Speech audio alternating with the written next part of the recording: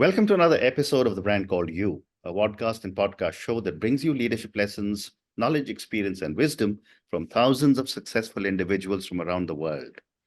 I'm your host, Ashutosh Garg, and today I'm delighted to welcome a very senior and accomplished professional from Sydney, Australia, Mr. Reg Raghavan. Reg, welcome to the show. Thanks, Ashutosh. Thanks for having me. Thank you. Reg is the Chief Executive Officer of CulturalPulse. So, Reg, before we talk of CulturalPulse, tell me about your own journey in brief, and how did your childhood and upbringing in Western Sydney shape your views on multiculturalism? Amazing. You've started with the big questions. Hmm. As you know, Australia's had all these different migration waves since the British arrived after the Indigenous heritage and then the British inheritance. And this multicultural achievement has been in waves from the European wave. As you know, Australia's had a range of migration waves from the European migration, so Indigenous heritage, and then the European migration waves, and more recently Asian and then Pacific and African waves. So my parents moved out in the 70s, so they left India in 1973. Wow. And the context at that time was the White Australia policy ended in 1975. So there was almost a flood of migrants coming into Australia from Asia after 75. So my parents were one of the early movers in that. So I had a very typical second generation upbringing. I was born in Australia, probably one of the earlier Mm. Asian migrants born in Australia. Mm. My experience, we moved out to Western Sydney. Western Sydney was quite diverse at the time, a very different Australia to today. Mhm. It was still relatively Anglo-Celtic and European. It was a real melting pot, Mm. but not to the extent as it is now. Mm. My experience was quite diverse. From going to school, went to mainly Aussie white schools, but then I'd play cricket and be in a premiership winning cricket team with my Aussie mates. And then on weekends, we'd go to Indian functions and, watch and listen to Indian classical dance and music. And so it was Wow. quite diverse. Mum was pretty good at home, was very cultural. And then the moment we stepped out, it was very, very Aussie. So we're Mm. always walking in two worlds. Incredible. My view on multiculturalism is literally shaped Incredible. daily. Incredible. And yet, when I was reading about you, you moved from big tech to founding Pulse. What was the Mhm. turning point that made you make this move?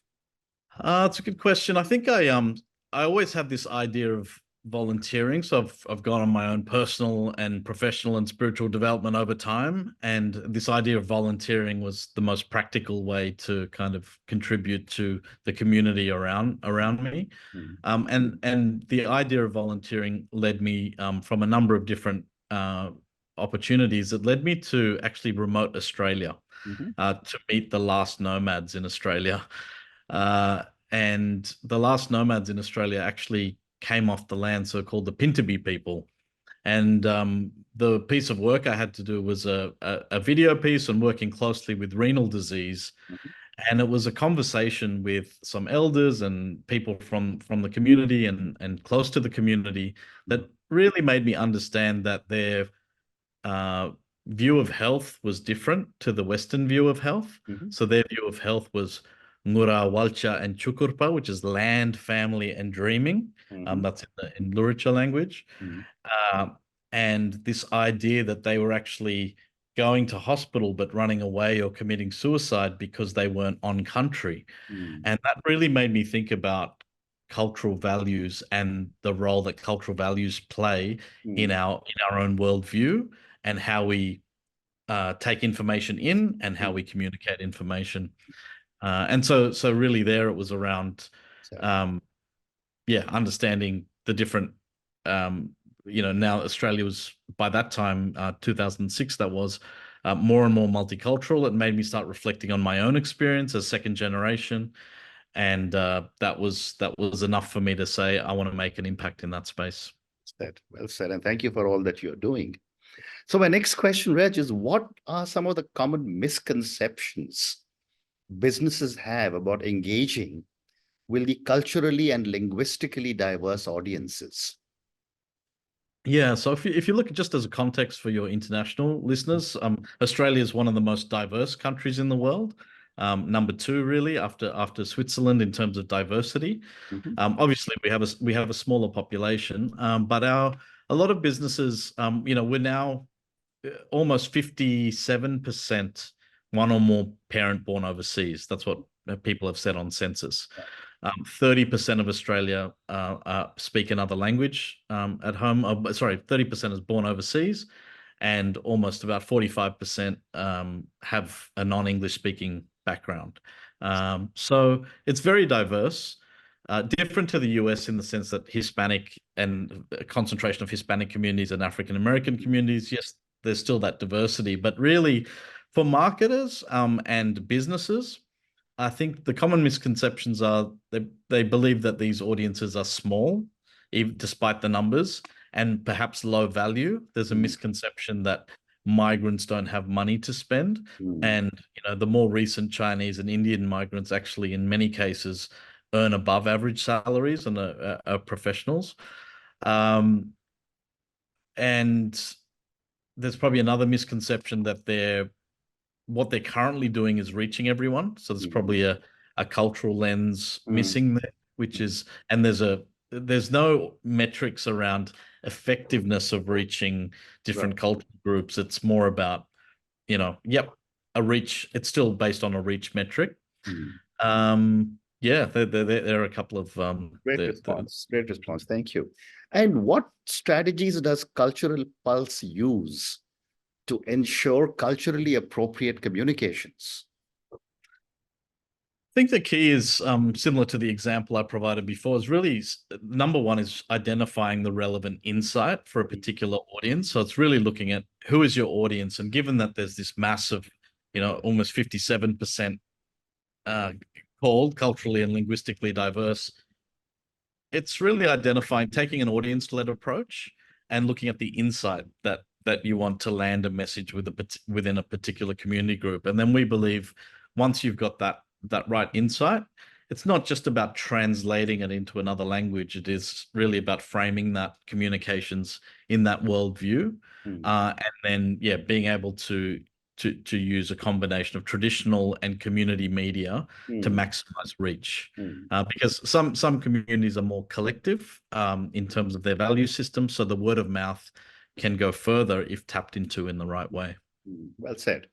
And when it comes to Cultural Pulse, developing something which is commercial, how do you balance your social vision with your cultural objectives? It's something I spent a lot of time thinking about. At the very early days, I framed the company as a social enterprise. We did some B Corp certification, and I was quite surprised. But in that model, we were ranked in the top 10% globally of Wow. of our model. So, and it's on this idea of conscious capitalism that every dollar you get in, rather than having to think about who you're going to give that money to, that money just goes to the communities that you're serving without you even thinking. So, so we've built a model which flows through to communities. Mm. And I think just maintaining the idea of, the social vision around enhancing people's lives. So we do take consideration to which projects we get involved in, Mm. in the process. Well said. My next question is that what role does technology and the digital platforms play when it comes to Cultural Pulse's strategy? It's a really important one, and I'll focus on just one point for this question, which is I mentioned earlier, there's no real measurement metric Mm. for cultural and linguistically diverse audiences. It's a bit loose. Mm. You might have in browsers, for example, language, you might be able to know how many people are using Korean in their browser, in their Chrome browser, but Mm. it's not holistic because a lot of, as you know, Indians will browse in English. Mm. So you're not aware of who they are. So we've built a measurement tool to be able to wash any data set in a secure manner and be able to look at your baseline as well as growth Mm. for cultural audiences. So it plays a significant role, I think. Mm. You also mentioned a few minutes back about the work you did with one of the native or indigenous Australians. My question is, how do you address the communication gap for Indigenous Australians and other culturally and linguistic diverse communities? Yeah, over time, we have decided not to participate in Indigenous related projects because there we want other Indigenous organizations, marketing organizations to come up and take that work. Mm, So we've made a conscious effort to steer away from that. mm, However, we do partner sometimes when we're asked.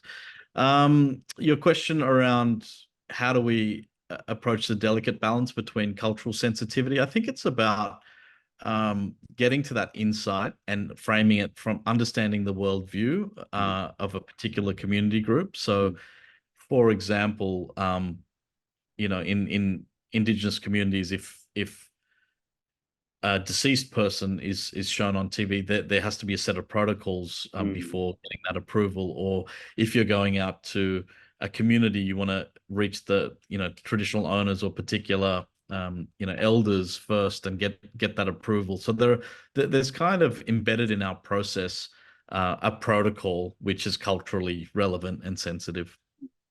well said. So my question to you is that, and I've asked you this a little earlier, how do you approach the delicate balance between cultural sensitivity and commercial messaging? Yeah, it's a good question. I think what we found has really worked for us is by having direct connection with communities. So we have over 5,000 community ambassadors we've worked with in each community. And by having that feedback loop early, we get insight into, the right insight for a particular campaign. Mm, We get the right feedback. And if the community early says, well, we don't want to be involved in that, mm, that guides us. So it guides our team to understand that, we don't want to get involved in that.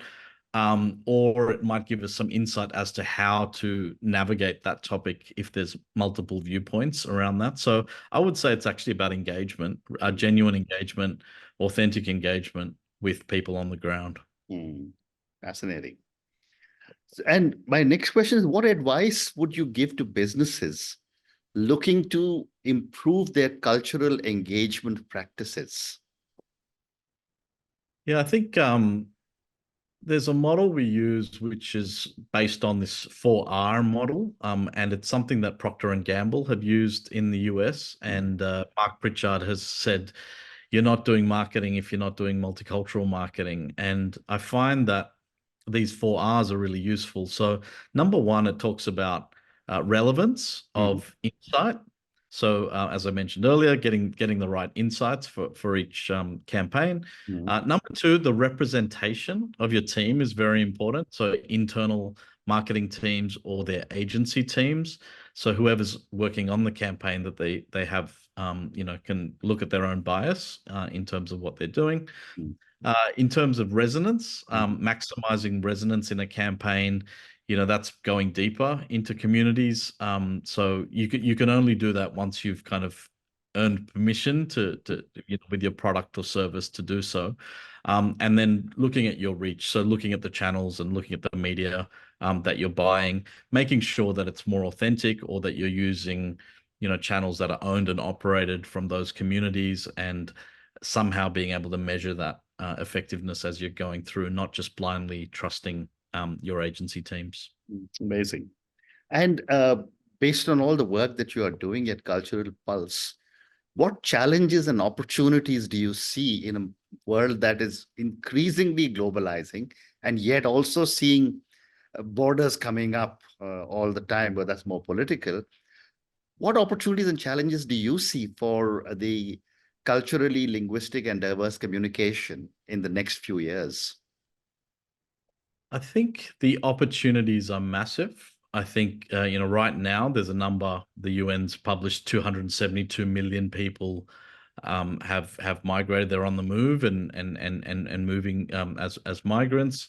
Australia is a perfect example of that, which is why we wanted to set up the company here as a global pilot for what is possible. I think even in countries that are not destination countries like Australia, Canada, etc., you still have countries like India that are highly diverse, multilingual, multicultural by nature, and have been for thousands of years, for hundreds and thousands of years. Yeah. So I think the opportunity is massive in that regard. Mm. I think some of the challenges are, we've got a fragmentation of media, so that makes it difficult for people. So I think aggregation will help and help win.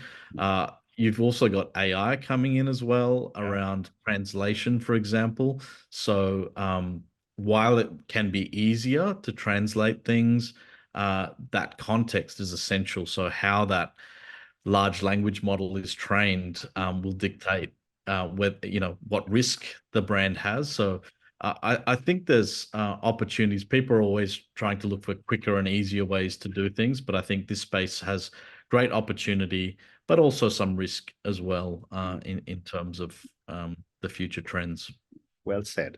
So I have time for two more questions.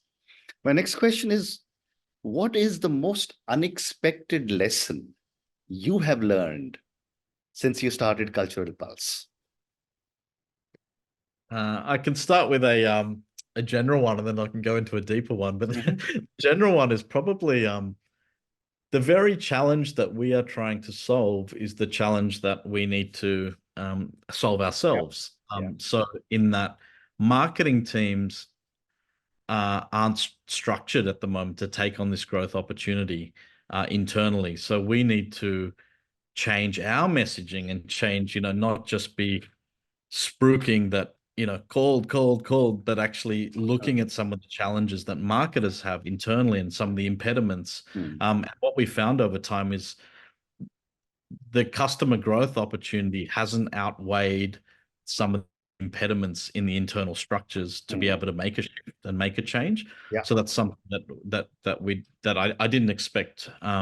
Also, maybe en masse, it may be that it's too risky for an individual marketer to take on the risk of going for a new audience rather than just, I need to win that award at Cannes or whatever it might be. So how do we balance that and shift that messaging? And then more internally, I found that everything we do, everything, as a business, and a lot of entrepreneurs might find this, that it's a reflection of yourself. So your own growth impediments internally or your growth opportunities essentially a reflection of what's happening internally and how you are presenting to the world. Great response. Thank you. And my last question, what is your vision for the impact of culturally proficient media and marketing on Australian society, which is definitely going to get more culturally diverse in the coming years? Absolutely. So our social vision, so we want a stronger Australian multicultural identity. There's still there, up until recently, there was debate as to whether multiculturalism was good or bad in Australia, which is really strange to me growing up, because it's a fact and the numbers are growing. I think in terms of supporting the marketing and media industry, why are we doing that? Because I think that will really unlock that social fabric. So when you see more authentic ads on TV, when essentially every ad is an opportunity to tell a story, for a brand to tell a story, and the more nuanced we can get with those stories, and the more collectively we can understand that and play with that, the better it is. What is the impact of that? A stronger Australian multicultural identity means that we have a stronger connection in Asia, and as we know, Asia's growing. It's going to be where the future growth in GDP is.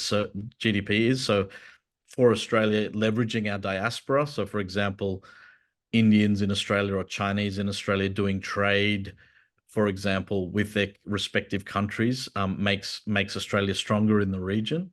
So I think generally, to summarize it, it would be economic outcomes as well as social outcomes, and I can see that quite clearly.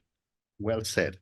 And on that note, Reg, I just want to say thank you so much for speaking to me about your own amazing journey, Thank you for speaking to me about so many different aspects of culture and all the work Cultural Pulse is doing in Australia and for so many diverse communities. When I think of it, when I go to so many different countries and people say Indians, I often wonder, how many diverse cultures of Indians do we have in every country? Not just cultures, but languages and foods and every other thing. So I think there's a lot of great work you're going to be doing, not just for multiple communities and countries, but maybe for many, many different types of Indian cultures as well. Thank you for speaking to me and good luck to you. Thank you so much, Ashutosh. Thanks for the opportunity and thanks for your innovation in making this happen. Thank you.